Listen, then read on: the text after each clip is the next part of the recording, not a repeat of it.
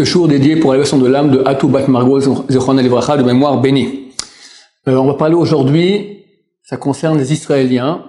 C'est pas forcément ceux qui ont la Toudat Zehut, l'identité israélienne, la citoyenneté israélienne, mais tous ceux qui ont décidé d'habiter en Israël et qui y habitent. Tous les bons juifs, même de l'étranger, ont décidé qu'un beau jour, ils vont habiter en Israël. Il faut y habiter. Quelqu'un qui habite Israël, qui a décidé, moi, je reste en Israël, c'est terminé. Et il part faire les fêtes à l'étranger, ou même pour quelques mois, il part à l'étranger, mais dans l'optique de revenir. S'il part pour 2-3 ans à l'étranger, c'est clair qu'il doit faire 2 jours à l'étranger. Mais s'il part juste pour les fêtes, pour quelques mois à l'étranger, mais lui, sa maison reste en Israël, il habite en Israël et juste de passage à l'étranger, donc, du point de vue de la loi stricte, il fait que 1 jour à l'étranger. Mais, en fait, il n'y a pas beaucoup de choses qui vont changer. Pourquoi? Vu que les sages d'Israël ont eu peur que lorsque les gens de l'étranger verront que leur ami d'Israël fait que 1 jour, eux aussi seront amenés à ne pas prendre au sérieux l'importance de faire les 2 jours de Yom Tov. C'est pour cela que tous les Israéliens qui vont à l'étranger n'ont en fait pas le droit de faire aucune melacha, aucun travail qui est interdit à faire à Yom Tov, ni le premier jour bien sûr, ni le deuxième jour. Et même des travaux qui sont interdits des Rabbanan, là aussi ils sont interdits partout, même dans leur chambre tout seul. Il veut maintenant prendre son portable, regarder vite s'il a reçu un SMS, quelque chose interdit. Il veut, je sais pas moi, il veut maintenant appeler au téléphone, il peut pas. Toutes les melachot, comme que ce soit à l'extérieur, en face des gens, et même à l'intérieur dans sa maison, personne ne voit, interdit. Sauf 2 choses. Des choses qui sont en fait, il y a une marloquette, il y a une divergence d'opinion chez les décisionnaires, si c'est permis ou interdit à faire à Yom Tov. La halakha est étranger que c'est interdit, mais néanmoins, vu qu'il y a certains décisionnaires qui ont dit que c'est permis de faire cela à Yom Tov, alors on autorise à faire cela seulement de façon cachée. Pas en face des autres, de façon cachée, seulement entre personnes qui sont d'Israël. Dans ma chambre, dans ma famille, d'accord, qui est venue d'Israël, mais pas même ma famille qui habite l'étranger. Quelles sont ces 2 choses-là? Allumer une allumette.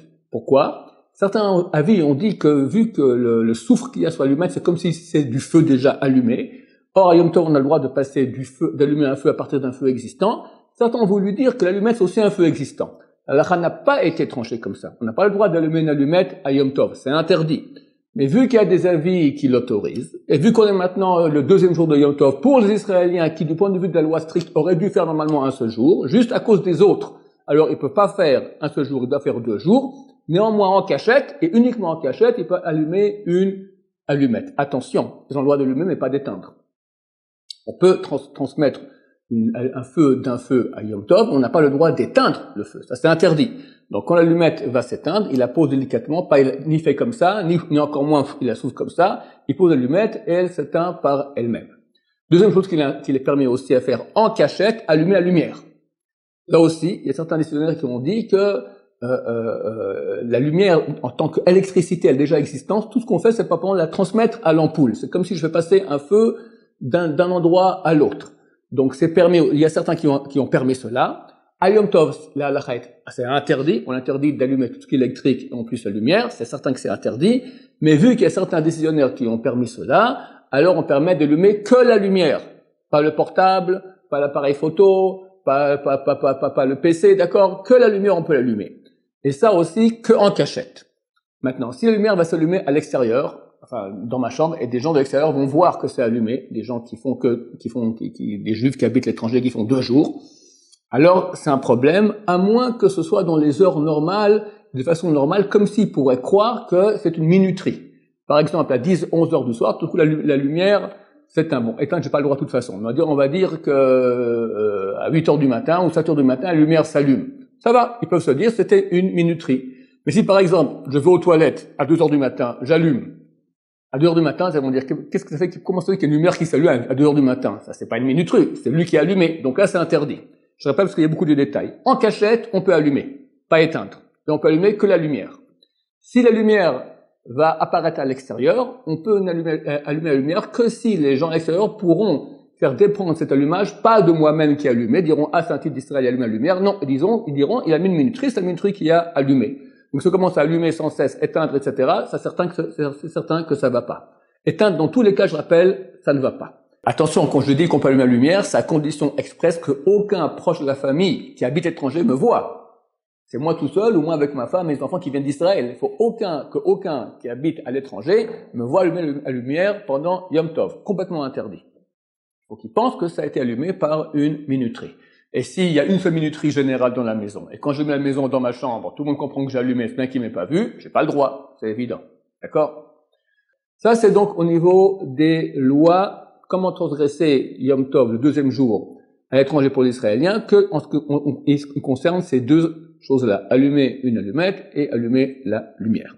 En ce qui concerne la prière, il va de soi que on fera les prières pas du deuxième jour de Yom Tov, comme si c'est Chol HaMoed après le premier jour de fête, ou comme si c'est un jour de Chol, si on a déjà passé, tout Pessah est passé, tout Sukkot est passé, et la fête de Shavuot est passée.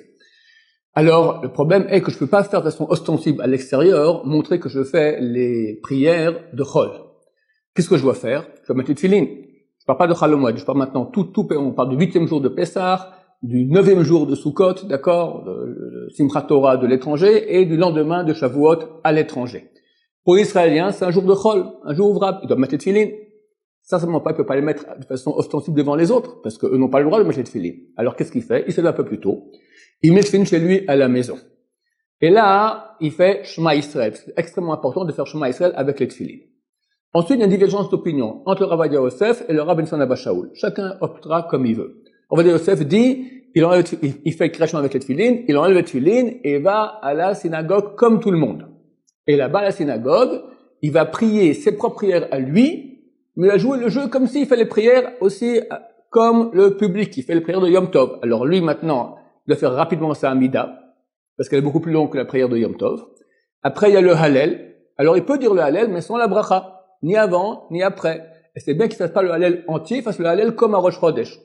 Il enlève les deux chapitres du milieu. C'est bien, pas obligatoire, il peut le faire aussi en entier. Après tout, le Hallel, c'est une lecture de Teilim. Mais c'est mieux de ne pas faire entier, il fera un peu moins. Il chante comme eux, il fait tout comme eux. La Torah, il ne peut pas monter à la Torah. Il ne peut monter à la Torah que si c'est le lundi et le jeudi. De toute façon, il y a une montée à la Torah. Et qu'on le fait monter les aliyot qu'il y a en plus. À Yom Tov, il y a 5 aliyot, 5 montées. Après, on peut monter encore quelques personnes. Il peut monter dans les quelques en plus. Il ne peut pas monter, faire partie des 5 qui sont l'obligation de Yom Tov. Ensuite, Moussaf. Si c'est Chol HaMoed, eh ben, il fait Moussaf comme eux.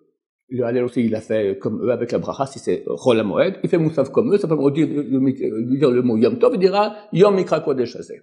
Si c'est un jour de Chol, donc après Pessah, après Sukkot, après Shavuot, alors il joue un jeu. Il prend, je sais pas moi, il prend son sidour et il fait comme s'il prie, tout bêtement. D'accord? Il peut dire Teilim, il peut raconter une histoire à lui-même, il peut prier Hachem pour qu'il ait un bon zivouk, ce qu'il veut, d'accord? Il la joue, il se prosterne, il fait tout comme s'il est en train de prier normalement, il fait 3 pas en arrière, il joue la comédie, comme tout le monde. Ça, c'est l'avis du Rav Ovadia Yosef concernant la prière. Concernant le Rav Ben Abba Shaul, qu'est-ce qu'il dit? Il dit, c'est pas bien de faire la Hamida, le Shemona Esrei, sans tefilin. Donc, tu fais chez toi toute la prière de Chol HaMoed ou de Chol si c'est après les 7 ou 8 jours de fête. Fais toute la prière tout seul Beyachid, mieux vaut prier tout seul avec ta tefilin dans ta maison, et après tu vas quand même aller à la synagogue pour écouter Kaddish, Kedusha et faire acte de présence. Donc les deux avis, chacun fera d'après son Rav. Ça c'est au niveau des prières. Si les Kohen, on demande de monter. Alors s'il y a d'autres Kohanim, il fait pas la bracha. Il dit Yivarech Hashem v'yishmerecha, mais il dit pas la bracha Baruch Hashem kol melech moshakid l'Israël Aaron Yivarech l'amo Yisraël be'ahava. Ça il a dit pas. S'il n'y a pas de Kohanim, c'est le seul, alors il peut monter. Je parle maintenant un Moussaf. À Shachid, il n'y a pas de problème. Mais c'est un Moussaf qui n'est pas de Chol HaMoed. On parle de nouveau maintenant que toute la fête est passée. Donc lui, il n'y a pas de Moussaf. On l'appelle Kohanim. Vas-y, monte. D'accord? Alors, s'il est avec d'autres, il fait pas la bracha des Kohanim, il fait juste Birkat Kohanim, mais pas la bracha Baruch Atah Hashem. Si il est tout seul, il peut pas commencer directement sans faire la bracha, donc il fait même la bracha Baruch Atah Hashem, etc. Ça, c'est pour les prières. Reste encore quelques détails à savoir. La femme va allumer des bougies de Yom Tov le deuxième jour, mais sans bracha. Comme ça, si quelqu'un vient, elle va pas dire, ah, regardez, ils ont pas allumé des bougies. Il faut qu'il y ait 2 bougies allumées à la maison, comme si, sans bracha. Si maintenant, le Yom Tov tombe un jeudi, premier jour de Yom Tov. Vendredi, c'est 2e jour de Yom Tov, après c'est Shabbat. les personnes de Chutz La'aretz font un Eruv Tafshilin, mercredi après-midi, ils vont faire un Eruv Tafshilin pour pouvoir cuisiner depuis vendredi pour Shabbat. Lui, qui vient d'Israël, vendredi, en fait, c'est un jour ouvrable. Il peut cuisiner. Parce que les gens vont dire que certainement il a fait un Eruv Tafshilin. Donc il n'y a pas de problème. Bien qu'il n'a pas fait de Eruv Tafshilin, mais personne ne sait s'il a fait ou pas. On lui demande, bien sûr que j'ai fait. D'accord? J'ai fait Eruv Tafshilin. C'est pas vrai. Il peut mentir pour cela, dire qu'il a fait. Quand on le voit cuisiner, on ne sait pas s'il a fait Eruv Tafshilin ou pas. Donc il peut cuisiner pendant Yom Tov, pendant vendredi, bien qu'il n'a pas fait d'Eruv Tafshilin. Reste 2 points à voir importants. Comme cette année-là, à Pessah, nous sommes en l'année 5778, en espérant que c'est la dernière année où Mashiach n'est pas là. Alors, ça sera valable pour cette année. Sinon, ça sera valable aussi pour l'année prochaine. Il faudra vérifier les jours. Si jamais, maintenant, comme c'est cette année, le premier Yom Tov tombe Shabbat. Le deuxième tombe dimanche. Celui qui fait un seul jour, normalement, Moshe Shabbat, qu'est-ce qu'il doit faire? Une Havdalah. Entre premier jour de Yom Tov et Chol HaMoed, on fait une Havdalah normale, avec 4 brachot, Geffen, Meoreh Ha'esh, l'odeur Meoreh Ha'esh et la Havdalah. Maintenant, lui revient maintenant samedi soir à la maison. S'il est tout seul, il fait sa Havdalah sans aucun problème. S'il est maintenant invité à un seder, alors le mieux, s'il peut se débrouiller à faire une Havdalah dans une petite chambre attenante, il demande un verre de vin, on prépare déjà le verre de vin déjà avant la fête, la bougie, les bsamim, il fait sa Havdalah tranquillement dans la chambre, ça c'est le top. S'il peut pas faire cela, alors les gens de Chutz La'aretz vont aussi faire une Havdalah, mais ils la mettent dans le kiddush. Et ils font pas bsamim. Alors lui peut faire bsamim ou avant tout seul, ou après, l'ordre des brachot de l'Havdalah ne compte pas. C'est pas important. On peut faire dans le désordre, c'est tout à fait permis. Donc il fera bsamim, quand il rentre directement dans sa chambre, il respire un peu, ou après, pendant la soirée, il respire un peu de bonnes odeurs, il fait boré menem bsamim, c'est bon. Il reste maintenant les 3 brachot. Sur le vin, sur la bougie, et sur et la Havdalah. Ça, de toute façon, les personnes de l'étranger font ces 3 brachot-là, le Motzei Shabbat. Le problème, c'est qu'ils font aussi un kiddush. Ils rajoutent 2 brachot. Celle du kiddush, de Yom Tov, et celle de Shechianu. Alors, il arrive pour le seder. Il y aura donc la personne qui va faire maintenant 5 brachot. La première, c'est le vin. Il répond amen à cette bracha, mais il pense ne pas être rendu quitte par le vin. Après, ils font le kiddush. Ils pensent ne pas être rendu quitte par le kiddush. Après, ils font ner, la bougie Meoreh Ha'esh. Ils pensent être rendu quitte et met ses doigts en face des bougies. Après, il y a Meoreh Ha'esh, il y a l'Havdalah, ils disent l'Havdalah. Ils font l'Havdalah qui est ben kodesh le kodesh. C'est valable pour nous aussi.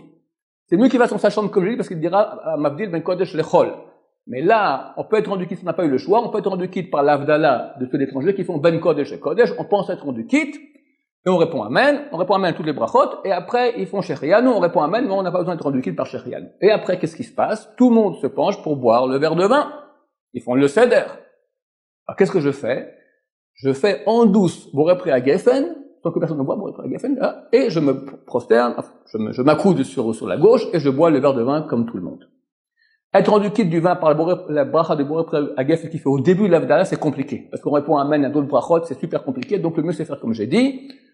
On répond amen à toutes les brachot, on pense être rendu quitte par les brachot qui me concernent, c'est-à-dire la bougie et la Havdalah, et après je redis Boré Pri HaGeffen à voix basse, et je m'accoude et je bois le verre de vin d'un coup.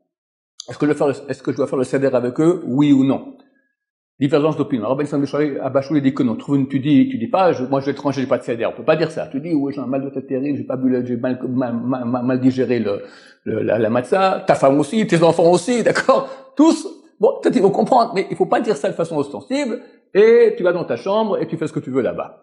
Ça, c'est l'avis du Rabbi Sam Bachou. Le Rabbi Ovadia Yosef, il dit non, tu dois faire le seder avec eux. Tu fais tout le seder, mais attention. Tu fais pas les brachot qui concernent le seder. Donc, tu fais pas la bracha à la fin de la gada. Il y a une bracha qu'on boit avant de boire le vin, tu fais pas cette bracha. La bracha pour le vin, le premier, on vient de dire que oui, tu fais la bracha sur le premier verre de vin, tu penses rendre quitte aussi le deuxième verre de vin. Après, Hamotzi, tu es rendu quitte. Achilat matzah, t'es pas rendu quitte. Et tu réponds pas amen à cette bracha-là. Après Maror, tu fais pas cette bracha. Ensuite, Birkat Hamazon, tu fais normal. Après, Birkat Hamazon, on fait sur le Geffen, tu fais la bracha sur le Geffen, le troisième verre, en pensant quitte et rendre quitte le quatrième. Et à la fin du Hallel, il y a une bracha, tu fais pas cette bracha. Donc, en 2 mots, tout ce qui te concerne à toi, ça veut dire le vin, le motzi, le Birkat Hamazon, Netat Yadayim, tout ça, tu fais la bracha. Tout ce qui te concerne pas, c'est-à-dire la matzah, le maror, la bracha à la fin de la gada, et la bracha à la fin du halel, ça tu fais pas la bracha. Reste à voir maintenant le kiddush qui aura lieu le 8e jour de Pessah. Cette année, le 7e jour de Pessah tombe un vendredi, Yom Tov. Vendredi soir, pour nous, c'est Chol, terminé. On peut manger du Hametz normalement, c'est un jour Chol. Eux, ils font un 2e jour. Maintenant, t'es invité pour le repas. Maintenant, c'est un repas de Shabbat. Eux, c'est un repas de Shabbat et Yom Tov. Normalement, tu aurais dû faire ton kiddush de Shabbat. Ils vont faire un kiddush de Yom Tov. Et en passant, ils rappellent le mot Shabbat aussi. Est-ce qu'on est rendu quitte par le kiddush de quelqu'un d'étranger qui fait un kiddush de Yom Tov dans lequel il rappelle le Shabbat, ou je dois aller dans ma chambre discrètement faire un kiddush de Shabbat? Réponse, tu peux pas aller dans ta chambre faire un kiddush de Shabbat. Pourquoi? Parce que tu dois manger au même endroit où tu fais le kiddush. Ça marche pas. Donc, tu fais le kiddush avec eux, tu es rendu quitte par leur kiddush à eux, et bien qu'ils font un kiddush de Yom Tov, tu es rendu quitte parce qu'ils vont rappeler dedans le Shabbat. Et c'est valable. Si tu as le choix de faire d'être chez toi à la maison tout seul, tu fais ton Shabbat tranquille, tu fais un kiddush au Shabbat. Mais si maintenant tu es avec la famille, d'habitude c'est le cas, alors tu ne peux pas faire différemment, tu fais comme si c'est Yom Tov, tu es rendu quitte par le kiddush de Yom Tov. Si tu es tout seul le 2e jour de Pessah, tu n'es pas avec la famille de l'étranger, tu es chez toi à la maison, tu n'as aucune obligation de faire le soir du Seder, c'est évident. Pour toi, c'est un jour de Chol HaMoed, c'est clair. Le 8e jour de Pessah, tu n'as pas le droit de manger du Hametz. Même dans ta chambre, tout seul, personne ne voit, tu n'as pas le droit de manger du Hametz parce que tout Am Israël continue à manger de la matzah. Les gens de ma famille peuvent savoir que pour moi, en fait, il n'y a pas un 2e jour de fête, c'est qu'un jour. Et qui pose la question, est-ce que des gens qui font le 2e jour de fête, ils ont le droit de cuisiner pour un Israélien, sachant que l'Israélien peut cuisiner lui-même? Peut-être que tout ce qu'on a autorisé maintenant de cuisiner pendant Yom Tov, c'est uniquement à quelqu'un qui fait la fête. Mais quelqu'un qui fait pas la fête, qui l'a cuisiné lui-même. Réponse, non, il n'y a aucun problème. Ceux de l'étranger, qui habitent hors d'Israël, peuvent cuisiner pour un Israélien pendant leur 2e jour de Yom Tov. Baruch Adonai, l'olam, amen va amen.